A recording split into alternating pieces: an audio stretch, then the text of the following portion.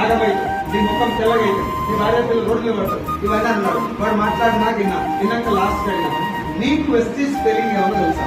తెలుసు. చెప్పురా అన్న. డబ్ల్యూ అన్నాడు. వెస్టీజ్ ప్లాన్ తెలుసా? తెలియదు. ప్రొడక్ట్ వాడినవా? వాళ్ళే. డైరెక్ట్ సెల్లింగ్ తెలుసా? తెలియదు. డైరెక్ట్ సెల్లింగ్ హిస్టరీ తెలుసా? తెలియదు. వెస్టీజ్ లో ప్రొడక్ట్ ఏమేమి ఉంటుందో తెలుసా? తెలియదు. పోనీ ఏం తెలియదు, ఫేక్ అన్నావు. నీ మాట నేను బిజినెస్ బంద్ చేస్తా, నా అప్పు నువ్వు తీస్తావా? తీర్చా. మరి ఎవరి మీకు సలహాలు ఇస్తుంది? నా దోస్తు మీరు అడిగిన మాట నేను మిమ్మల్ని అడగమని చెప్తున్నా. నా అప్పు తీర్చే దమ్ము నీకు లేదు, నాకు సలహా ఇస్తాను దేనికి నీకు? పోనీ సలహా ఎవరు ఇవ్వాలి? 5 సంవత్సరాలు అవుతుందని బిజినెస్ వచ్చి ఇప్పుడు నేను ఈసారి సలహా ఇవ్వచ్చు చేయొచ్చా లేదా? ఈసారి మీడియం బిజినెస్ చేస్తాను. ఏం పని చేస్తాను?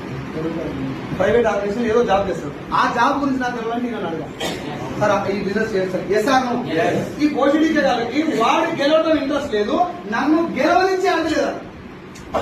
ఈ బిజినెస్ గురించి మొత్తం కాదు, వెస్ట్ స్పెల్లింగ్ రాదని వాడు నేను అందరూ ఒకటే క్వశ్చన్ అడిగిన.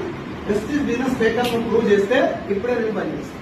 తెలిస్తే నాకు ఫేక్ ఎందుకో నాకు చెప్పి నేను పని చేస్తాను. నేను జెన్యూన్ ఎందుకో నీకు చెప్తాను. గంట టైం నువ్వు జాయిన్ కాదు కానీ ఇప్పుడు ఇంత కాన్ఫిడెన్స్ తోటి బిజినెస్ స్టార్ట్ చేస్తాను. ఎందుకు అంటే ఒక చిన్న ఎగ్జాంపుల్ చెప్తా. మా తాత చనిపోయేటప్పుడు